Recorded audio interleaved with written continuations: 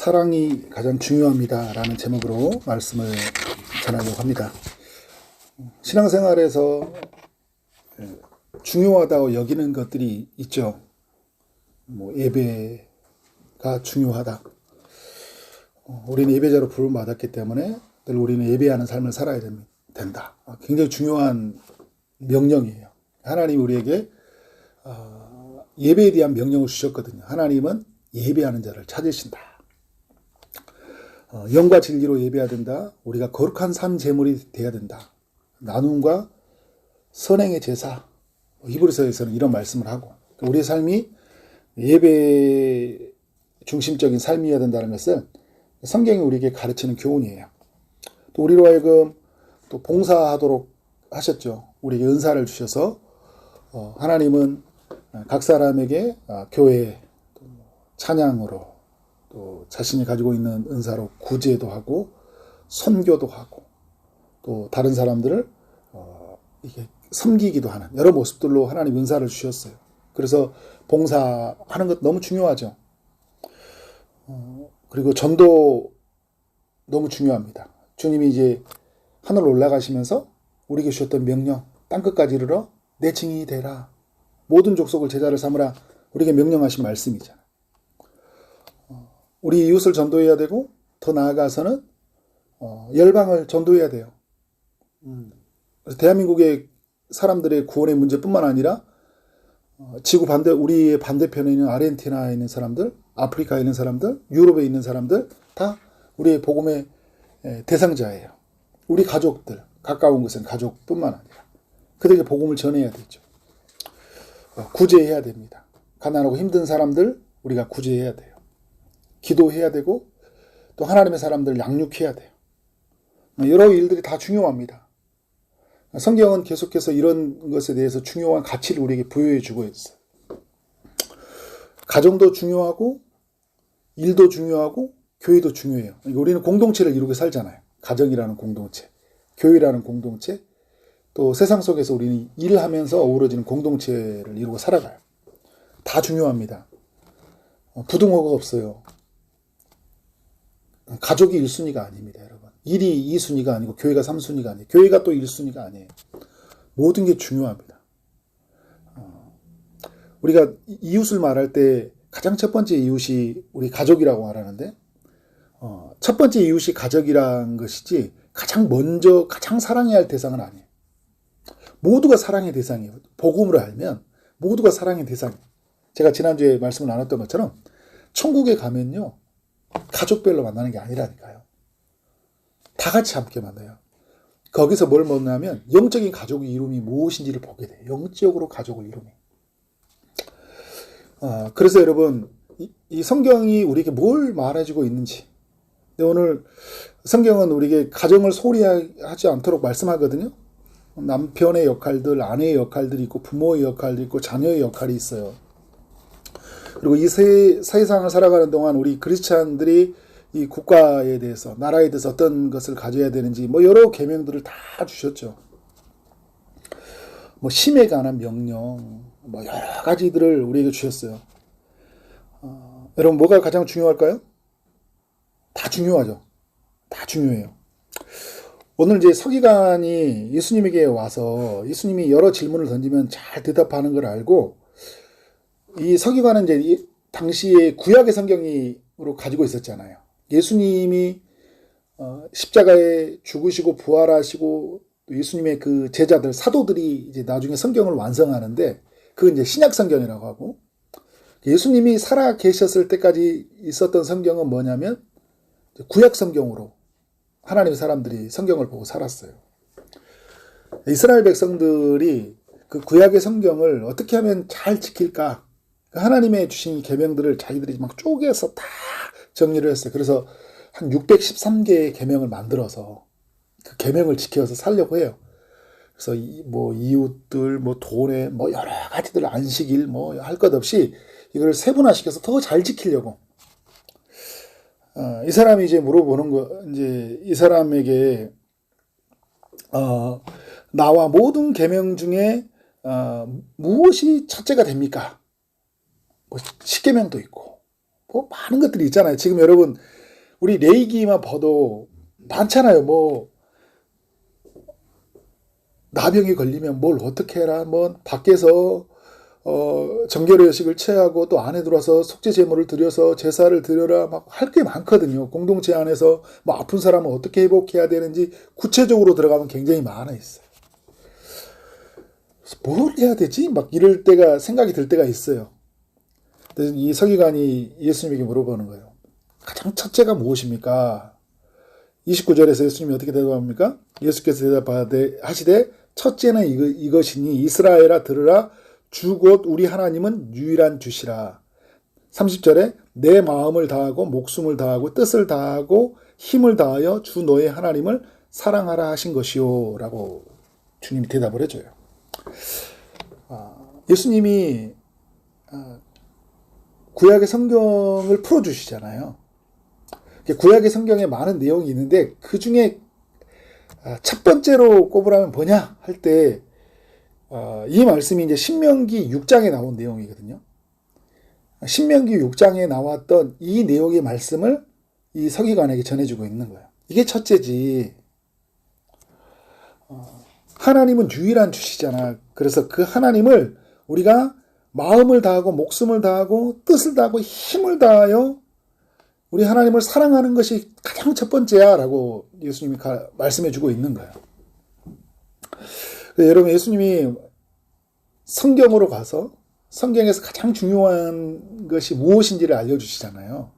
우리가 이제 성경을 볼 때, 특별히 구약 성경을 살펴볼 때는 예수님이 어떻게 구약의 성경을 이루셨고 또 어떻게 구약의 성경을 풀어주시는지에 집중하면 좋아요. 구약의 모든 성경은 예수님을 예언하는 내용이거든요. 앞으로 예수님이 오실 것이다. 그래서 구약의 성경을 통해서 앞으로 오실 예수님을 보는 거잖아요. 그런데 여러분 예수님이 오셔서 그 구약이 가르쳤던 제사, 구약이 보여줬던 성막, 성전, 제사장, 그 모든 것은 예수님을 다 보여줬던 거예요. 그걸 예표한다고 이야기해요. 그래서 예수님이 이렇게 오셨구나라는 것을 알긴 한데, 근데 예수님이 오셔서 뭘 하냐면 구약에 뭐 안식일도 있었고 구약에 가지고 있는 여러 계명들이 있었잖아요. 사람들과 이웃들과 함께 관계를 이루어져가는 많은 이야기들이 있어요.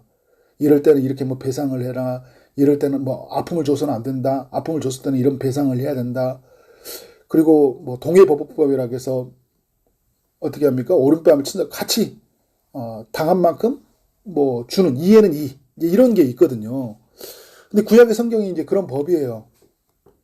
예수님의 때 예수님이 오셔서 그것을 다시 해석해 주셔요.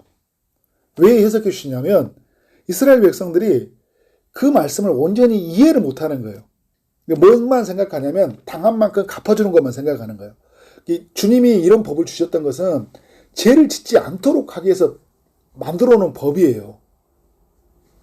그만큼 네가 누군가에게 고통을 주면 너도 그만큼 고통을 당하니까 죄를 짓지 말라고 이렇게 만들어 놨는데 사람들은 어떻게 하냐면 그래 이걸 이제 죄를 짓는 막는 도구가 아니라 죄를 짓고 나서 사람들과 어떻게 해요?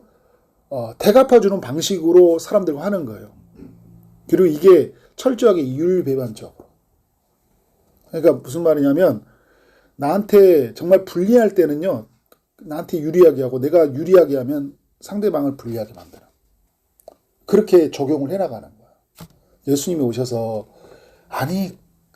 그런 의도가 아니야. 왼뺨을 내주면 오른뺨까지 내줘. 그러니까 진정으로 사람들을 죄를 막고 이웃과의 아름다운 관계는 사랑이라는 것을 이제 주님이 알려주신 거잖아요. 산상수훈이라고 그래요. 마태복음 5장부터 7장까지가 산상수훈이라고 하는데 산에서 이제 주님이 교훈하시던 이야기. 이 산상수훈은 뭐냐면 예수님의 제자들은 어떻게 살아야 될지 교훈이면서 구약의 성경을 해석해 주는 거예요. 예수님이 직접. 그러니까 여러분 우리는 누구에게 가서 가르침을 받아야 돼요? 예수님이. 그래서 신약의 성경에서 예수님이 어떻게 이것을 해석했는지. 그리고 이제 신약 성경에 보면 사도 바울이 썼던 성경 있잖아요. 사도 바울이나 베드로나 성경 썼던 사람들한테 뭘 보냐면 그 베드로나 바울은 어떻게 한 줄 아세요? 구약의 율법, 이제 예수님이 어떻게 성막과 성전과 구약의 율법을 예수님이 그 십자가의 죽음으로 다 성취하셨는지를 그걸 정리해줘요. 그러니까 여러분 우리에게는 신약 성경으로 구약을 바라보는 그런 게 있어야 되죠. 구약을 잘 알아야 돼요. 그리고 신약의 성경으로 그 구약을 살펴볼 수 있어야 돼요. 그렇지 않으면 신약 성경은 놓고 구약 성경만 보고 아이고 그냥 지금 요즘 같은 거 레이기 같은 거 있잖아요. 뭐 이렇게 복잡해요. 근데 신약 성경을 딱 펼쳐놓고 보면 그래서 예수님이 십자가에서 죽으셨구나. 십자가의 죽음으로 말미암아 이렇게 성취하셨구나. 그래서 우리는 복음 안에서 각 사람들을 살려야 되는구나. 이제 이런 것들을 볼 수 있는 거죠. 예수님이 이제 가르쳐 주시는 거예요. 구약의 성경에서 오늘 말씀할 때 가장 중요한 게 뭐라고요? 하나님을 사랑하는 것이 첫 번째야 라고 이야기하고 있어요. 여러분 하나님을 사랑해야 될 이유를 말해주고 있는 거죠. 왜 29절에 왜 사랑해야 돼요? 하나님은 어떤 분이라고요? 유일한 주시라. 주 곧 우리 하나님은 유일한 주시라. 하나님은 유일하신 분이에요. 하나님 같은 존재가 없어요, 여러분. 하나님은 유일하셔요. 이 세상을 창조하시는 이는 하나님밖에 없어요. 그리고 우리를 구원하실 이도 누구예요? 하나님밖에 없어요. 우리를 보호하고 다스리고 우리에게 은혜를 주시는 이도 누구밖에 없어요? 하나님밖에 없어요. 우리를 죄로부터 우리를 속량해주고 우리를 하나님의 그 품 안에서 안식하게 해주고 그러니까 쉼을 누리게 해주는 그 포로되고 눌려있는 우리의 삶을 완전히 자유케 해줄 수 있는 이는 하나님밖에 없어요. 하나님만이 유일하다라는 거예요. 그래서 그 유일하신 하나님이 우리에게 누구의 대상이에요? 사랑의 대상이라는 거예요. 근데 요한일서 4장 19절에 보면 이런 말씀이 있어요. 우리가 사랑함은 그가 먼저 우리를 사랑하셨습니다. 우리가 여러분 하나님을 사랑하는 것들이 보면 누가 먼저 우리를 사랑했다고요? 하나님이 우리를 사랑했다. 믿음이 생긴다라는 건 뭐냐면요. 하나님이 나를 사랑하는 걸 알게 될 때 그때 믿음이 생겨요. 그 신앙이 성숙해져 가요. 여러분 우리도 그렇잖아요.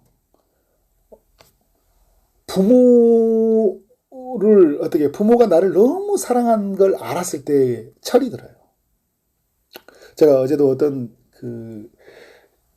예전에 있었던 청년 제자가 이제 저에게 전화가 와서 그 부모에 대한 사랑들에 대해서 같이 이제 서로 대화를 나눴어요. 근데 제가 이제 그런 표현을 썼어요. 나도 너 때 그렇게 부모님에 대한 사랑이 이렇게 많이 부모가 나를 얼마큼 사랑했나 생각할 때는 부모가 나한테 해준 것만 나한테 별로 해준 게 없어요. 그리고 야단치고 다그치고 책임져 주지 않는 그런 모습 때문에 부모님에게 많이 실망했던 기억들이 많거든요. 근데 제가 결혼을 하고 아이를 낳고 봤을 때 아이가 보이지 않는 곳에서 부모의 헌신이 있다는 걸 제가 경험해 보잖아요. 보이지 않는 곳에서 아이가 잠잘 때, 아이가 앞에 걸어갈 때, 그리고 아이가 보이지 않는 이곳에서 늘 자녀의 걱정. 이게 보이지 않는 곳의 헌신이고, 그리고 아이가 기억하지 못하는 헌신이 있어요. 그러니까 부모의 헌신. 그러니까 저는 제 아내도 이렇게 보면 막 그 감기가 엄청 독하게 왔는데 약을 안 먹더라고요. 왜? 혹시 아이에게 위험이 가해질 것 같아서, 어려워질 것 같아서. 이게 아이는 기억할 수 없는 일이잖아요. 그리고 순간순간 아이 이렇게 커는 동안 아이가 기억하지 못하는 어마어마한 헌신이 있거든요. 나중에 이제 그래서 제가 그런 말을 했어요. 너도 자녀를 이제 낳고 키울 때 비로소 부모가 너를 얼마나 사랑하는지를 알게 될 거야. 지금은 그냥 이렇게 사랑해야 된다라는 나를 낳아주고 키워줬다는 그걸로 그 자체로 감사하지만 네가 직접 아이를 키워보고 너와 다른 아이 그리고 너로 만족하지 못했을 때 그때 부모로서 한계에 부딪힌 그때 그 애절함 그걸 경험해 봐야 된다. 그러고 나서 이제 전화를 끊었는데 저는 하나님의 사랑도 그런 것 같아요. 우리가 여러분 하나님이 우리를 너무 사랑한다는 것은 우리가 어떤 사람들과 이제 그 영적으로 낳은 이 사람을 양육하고 케어하고 그들을 기도하고 그렇게 속에서 뭘 알게 되냐면 하나님이 나를 너무 사랑한지를 알게 되는 거예요. 하나님이 나를 너무 사랑한다. 신앙생활을 하면서 여러분 이런 과정들을 통해 우리 뭘 경험해야 되냐 하나님이 나를 너무 사랑한다는 걸 알게 되는 거예요. 하나님 나를 너무 사랑한다. 로마서 8장 32절에서 이런 이야기 하잖아요. 자기 아들을 아끼지 아니하였다. 하나님 우리를 너무 사랑하는데요. 이건 이 한 문장으로 끝나는 것 같아요. 자기 아들을 아끼지 않았다. 그러니까 여러분 우리를 구원하려고요. 자기 아들을 대속물로 내어주는 거예요. 십자가 사형틀에 자기 아들을 내어줬어요. 나를 너무 사랑해서. 나를 자녀 삼으려고. 나는 마귀의 자녀였는데. 여러분 그럴 수 있어요? 여러분은 자녀를 내어줄 수 있을까요? 누군가를? 마귀 아래 살아가는 그 아주 악한 인간을? 손양호 목사님 같은 그래서 귀한 거잖아요. 그 악한 사람을 그죠? 뭐 물론 나중에 일이지만 자기 아들을 죽였는데 두 아들을. 근데 이 사람을 어떻게? 이 악한 사람을 내 자녀로 삼아준다. 이건 쉬운 일이 아니거든. 하나님이 우리를 너무 사랑한다는 거예요. 아끼지 아니야. 십자가의 사형틀에서 어찌하여 나를 버리시나이까라는 그 절규에 찬 외침을 하나님이 그 마음으로 느끼시면서도 그 찢어질 듯한 고통을 느끼면서 하신 일이 뭐예요? 우리를 구원하신 일이었어요. 우리를 너무 사랑한 거예요. 그래서 신앙에 성숙한다라는 것은 이 사랑을 아는 거예요. 하나님 나를 너무 사랑한다. 오늘 로마서 8장 32절에 이런 이야기예요. 아들을 아끼지 아니하고 우리 모든 사람을 위하여 내어주신 이가 모든 사람을 위해 내어주셨대요. 더 죄 많이 짓는 사람, 뭐 살인죄, 뭐 도둑질, 뭐 간음, 뭐 할 것 없이 이 세상에서 정말 많은 죄를 짓고 가는 그 모든 사람, 하나님을 믿지 않는 모든 사람을 위하여 내어주신 이가 어찌 그 아들과 함께 모든 것을 우리에게 주시지 아니하겠냐. 모든 것을 우리에게 주신다라는 거예요. 또 아들과 함께. 이게 하나님이 우리를 향한 사랑이에요. 요한복음 13장 1절에서 하나님은 자기 사람들을 사랑하시되 끝까지 사랑하시대. 하나님이 택하고 구원받는 백성은요. 하나님 구원하기를 적정한 사람은요. 끝까지 사랑하시대. 그래서 로마서 8장 35절에서 그 하나님의 사랑을 뭐라 하냐면 끊을 수 없는 사랑이라고 그래요. 끊을 수 없는 사랑.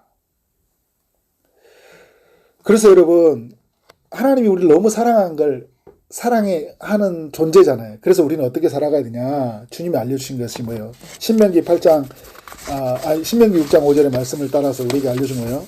마음을 다하여 어떻게 살아가고요? 목숨을 다하고 뜻을 다하고 힘을 다하여 살아간다. 마음을. 이게 우리가 인격의 3요소가 지정이거든요. 그러니까 마음은 이게 그 마음 우리에 있는 그 마음의 영역, 그러니까 정이죠, 정. 그러니까 마음을 다하여, 목숨을 다한다라는 것은 의지예요. 내 전 목숨을 다하여 하나님을 사랑하는 것. 그 뜻을 다한다라는 것은 마인드, 영어로 마인드라는데 우리 어떤 지성적인 어떤 이해를 가지고 내가 섬겨야 될 대상, 유일한 주, 나의 목숨, 자기 아들을 아끼지 아니하고 내어진 그것이 여러분 지성적으로 내가 이해가 되는 거잖아요. 근데 그게 내 마음으로 오는 거예요. 근데 여러분이 그게 어떻게 돼요? 의지로 움직이는 거예요. 그래서 여러분 은혜가 뭔지 아세요? 머리에서 가슴까지의 거리가 30cm라고 하잖아요. 근데 이게 머리로 들어온 게 자체가 은혜고요. 하나님이 나를 사랑한다는 거, 아들을 아끼지 아니하고 내어주셨다는 것이 내 머리로 이해되는 게 그게 큰 은혜예요. 근데 이 은혜가 내 마음으로 오는 게 30cm의 거리라고 하거든요. 이것도 은혜예요. 유대인들은 지성으로는 알아야 하나님 사랑한지. 근데 마음으로 안 하는 거예요. 근데 마음으로 알았던 사람이 어떻게 발로 움직이는 거잖아요.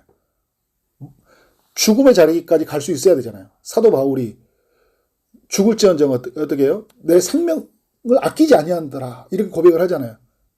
복음을 증거하는 길에는. 내 발이 주님의 십자가에 있는 자리로 주님이 가신 그 길로 나도 따라갈 수 있는 것은 이것도 기적이 필요한 거예요. 의지가 필요한 거예요. 그래서 심장에서부터 내 발까지의 거리가 1m의 거리라고 하잖아요. 그러니까 이 기적이 우리에게 필요한 거예요. 근데 이 일을 우리 힘으로 할 수 없으니까 주님이 누구를 보내셨어요? 우리에게 성령님을 보내셨잖아요. 성령이 우리에게 감동하시며 성령이 조명하시며, 그래서 성령의 조명은 뭐예요? 캄캄한 데서 빛을 비추면 보이잖아요. 그래서 진짜 보이는 거예요. 하나님 나를 너무 사랑하는구나.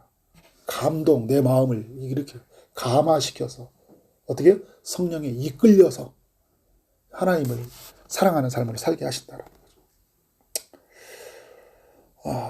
그래서 여러분, 이것은 우리로 하여금 하나님이 원하신 것은 자발적이에요. 막 우리를 막 기계적으로 다뤄서 하나님을 사랑하고 막 하도록 하지 않고, 하나님은 우리로 하여금 끊임없이 우리 인격적으로 우리가 반응해서 자발적으로 헌신할 수 있도록 우리의 마음을 일으켜요.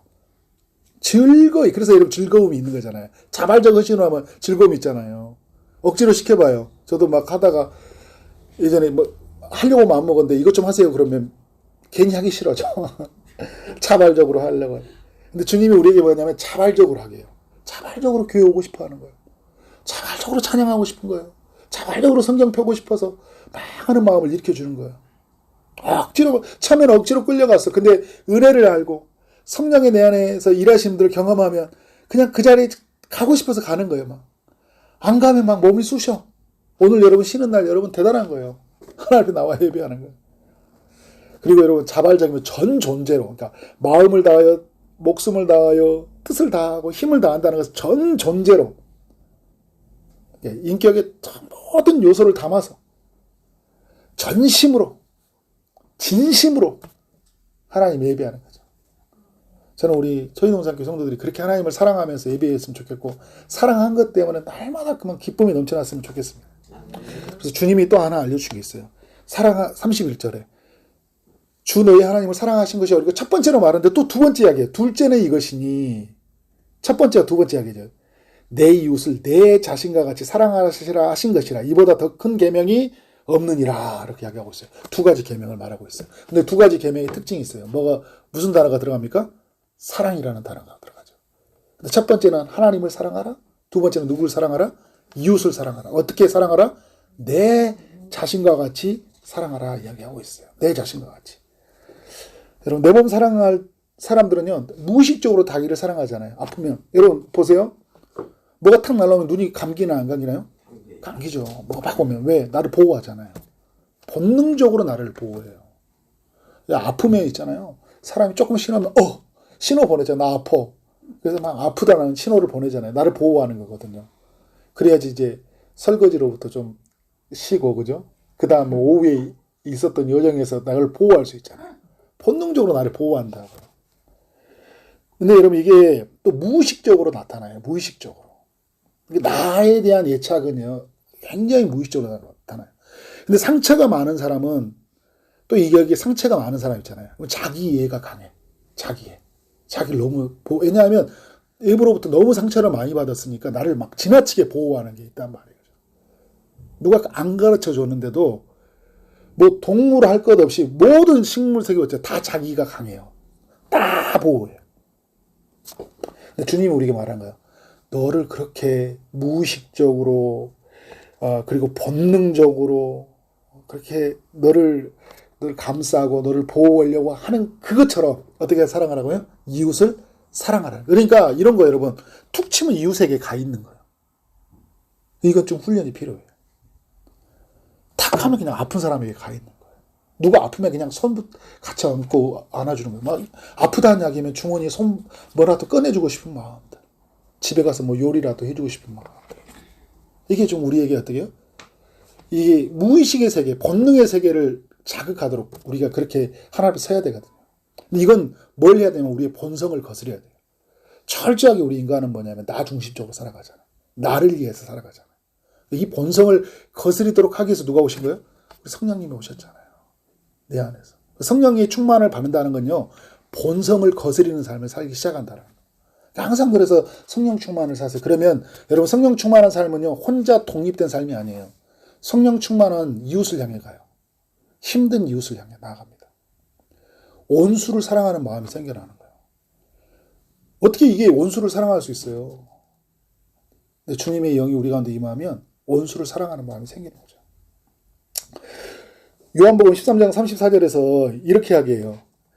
그러니까 이거를 아주 예수님은 다르게 좀 더 그 높은 차원에서 말해요.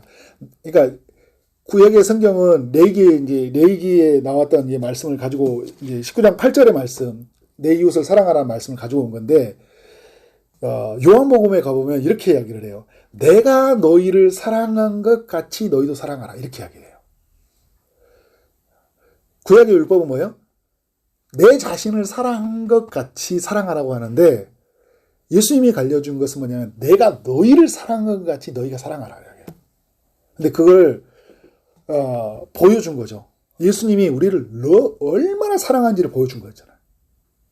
나를 부인하고 내 대신 죽어야 되는데 대신 죽는 그 고귀한 희생의 사랑, 나에게 맞춰주고 내가 돌아올 때까지 기다려주고 철저하게 나는 없고 상대방을 위해서 전적으로 헌신한 예수님의 사랑이잖아요. 그러니까 내가 너희를 사랑한 것 같이 어떻게 해요? 너희도 서로 사랑하라는 거예요. 그러면 어떤 일이 일어납니까? 그러면 사람들이 너희가 내 제자인 줄 알지라. 그러니까 예수님이 따라다닌다고 했고 우리는 예수 믿는 사람이라고 했는데 그 이웃을 사랑하는데요. 내 몸처럼 사랑하고요. 예수님이 보여주던 사랑의 방식으로 사랑하는 사람들을 보면서 뭘 보는 거예요? 아, 저 사람은 저 사람으로 이성으로 할 수 없는 일이야. 저 사람은 뭔가 움직이고 있어. 뭐가 움직이지? 조종당하고 있는 거야. 그죠? 뭔가 이렇게 조종당하고 있는 거야. 누구야? 저 사람을 저렇게 움직이는 이가 누구야? 봤더니 누구예요? 예수님.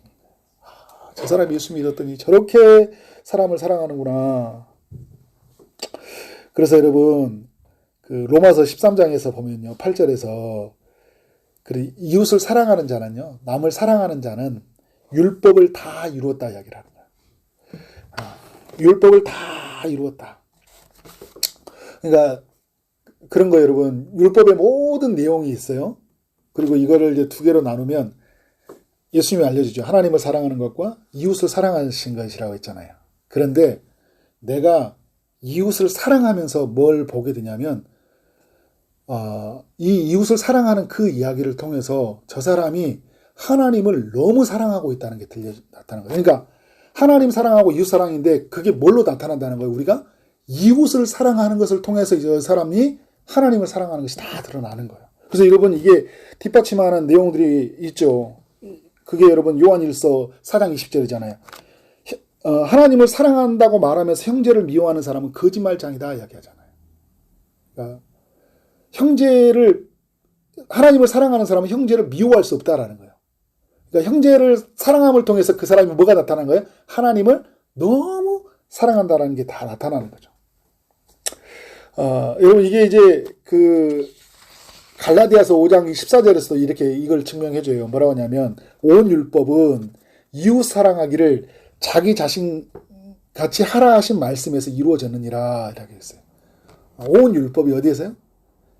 내 이웃을 나 자신과 같이 사랑하라는 말씀에서 이루어졌다. 그러니까 결국은 하나님이 구약에서 알려줬던 모든 이 계명은요 어디에서 딱 하나로 집약이 되냐면 이웃 사랑 안에서 드러나는 거예요. 그래서 이웃 사랑을 통해서 그가 하나님을 얼마나 사랑하는지가 드러나는 거예요. 그러니까 좀 다시 돌아가면 하나님을 마음을 다하여 뜻을 다하여 힘을 다하여 사랑하는 사람은요 이웃을 사랑할 수밖에 있나요 없나요? 사랑할 수밖에 없어요. 근데 이거를 잘못 알아가지고 계속 그 하나님을 사랑한다 하니까 가서 그래 난 예배드리고 나는 뭐하고 살고 뭐 이런 어떤 그 영역에서 내가 어떤 하나님을 사랑하는 행위는 어떤 예배라는 행위 이런 걸로 딱 국한만 시켜놓고 나머지는 어떻게 해요? 막 내 마음대로 살아가. 내 중심으로. 하나님의 복음을 말씀을 잘못 배워왔다는 거예요. 그런 면에서 여러분 우리가 이웃을 사랑하는 것은 너무나 중요하다. 예수님은 이걸 가르쳐 주시고 계신 거예요. 그래서 이 초대교회를 보면요. 초대교회가 교회가 형성이 되어졌잖아요. 교회가 엄청난 부흥이 일어나요. 성령의 강력한 역사가 일어나서 부흥이 일어났어요. 그런데 여러분 사람이라는 것은 언제든지 모이면 막 깨어지고 막 이게 나타나잖아요. 근데 그렇게 강력한 구심점이 됐던 거 뭐냐면 성령이 그 안에서 역사하는데 어떻게 역사할까요? 사랑이 풍성하게 드러나게 하는 거예요. 그러니까 그때 어떤 일이 있으면 소유를 가지고 와서 서로 나누고 서로 어떻게 해요? 가난한 자를 돕고 이런 일이 일어나잖아요. 그러니까 성령님 하시는 일이 뭐예요? 공동체 안에 사랑을 넘치게 하시는 거예요. 그러니까 성전에서 모였을 때 막 시와 찬미와 노래를 부르고 가난한 자들에게 어떻게 해요? 돕고 섬기고 막 이런 일들이 막 일어나는 거예요. 이게 초대교회에 있었던 강력한 힘이에요. 저는 이제 오늘 말씀 우리 삶으로 가져가 본다면 저는 우리 초지동산교회 우리 교회가 움직이는 강력한 힘이 이 사랑이었으면 좋겠다. 그리고 이 사랑이 우리 교회로만 이렇게 국한되어 있는 것이 아니라 우리 가정 속에서 이 사랑이 막 그렇죠? 하나님을 사랑하는 것이 무엇인지가 우리 성도들의 한 사람 한 사람을 통해서 우리 믿지 않는 가족에게 막 이게 막 드러났으면 좋겠어요. 와, 어떻게 우리 엄마는, 우리 아빠는, 우리 자녀는 어떻게 예수를 믿었는데 저렇게 이타적인 삶을 살고 저렇게 뭔가 자기 자신을 포기하면서 양보하면서 더 중요한 것이 무엇인지를 위해서 살아가는가? 저 사람의 움직이는 힘이 무엇인가? 초지동산교회를 움직이는 힘이 무엇인가? 사람들로 하여금 궁금하게 만들어지고 그래서 사람들이 어떻게 해요? 그렇게 역사하시는 하나님을 만났으면 좋겠다. 그래서 여러분 이 서기관이 이러잖아요. 이 계명을 말하니까 32절에 선생님이 옳소이다. 하나님은 한 분이시오. 그의 다른 이가 없다 하신 이 말씀이 참이니이다. 33절에 또 마음을 다하고 지혜를 다하고 힘을 다해 하나님을 사랑하는 것과 또 이웃을 자기 자신과 같이 사랑하는 것이 뒤에 말씀이 되게 의미가 있어요. 전제로 드리는 모든 번제물과 기타 제물보다 나으니이다. 그러니까 제사로 드려지는 많은 제물들이 있었잖아요. 많은 제물들 드려서 하나님의 헌신하는 이런 어떤 형식적이고 이런 그 의무감에 매여서 나는 하나님을 사랑한다 하면서 막 제물도 드리고 막 헌신하는 이런 모습이 있어요. 그래서 나는 신앙이다라고 자부심을 갖는 사람들이 있어요. 아니 그런 거 그게 정말 중요한 게 아니라 어떤 거요? 하나님을 너무 사랑하는 거예요. 그 사랑으로 어떻게 해요? 이웃을 사랑하는 거. 이것이 더 중요하다는 거예요. 그래서 여러분 뭐 번제물 드리는 게 필요 없다는 이야기가 아니라 이것 빠진 제사는 어떻게 해요? 하나님 앞에 의미가 없다라는 거예요. 그러니까 사랑 없는 전도, 사랑 없는 예배, 사랑 없는 기도, 사랑 없는 봉사 없다라는 거예요. 그래서 여러분 고린도전서에서 다 울리는 깽가리다 그러잖아요. 하나님 사랑이 없는 은사는 아무것도 아니다. 이렇게 이야기하는 거잖아요. 그래서 그래서 고린도전서 13장 13절에 이야기잖아요. 믿음, 소망, 사랑은 항상 있을 것인데 이 중에 제일은 뭐라고요? 사랑이다. 사랑은 계속적으로 있다라. 오늘 우리의 삶 안에서 정말 이 사랑의 이 단어가 남겨지길 원합니다. 하나님으로부터 달려오는 단어예요. 그냥 근데 사람들은 또 사랑하며 살자 하니까 하나님이 빠진 사랑들을 살아가요. 그죠? 하나님의 은혜로 말미암아 부어진 사랑. 그래서 하나님을 너무 사랑해서 이웃을 어떻게 해요? 하나님의 형상으로 만들어진 그 이웃들에게 어떻게 그 사랑을 흘려보내는 그런 이야기가 우리에게 남겨졌으면 좋겠다. 그런 스토리가 있는 교회. 하나님을 사랑하고 이웃 사랑하는 그런 스토리를 남겨가는 우리 모두가 되어지기를 주님의 이름으로 축원합니다. 아멘.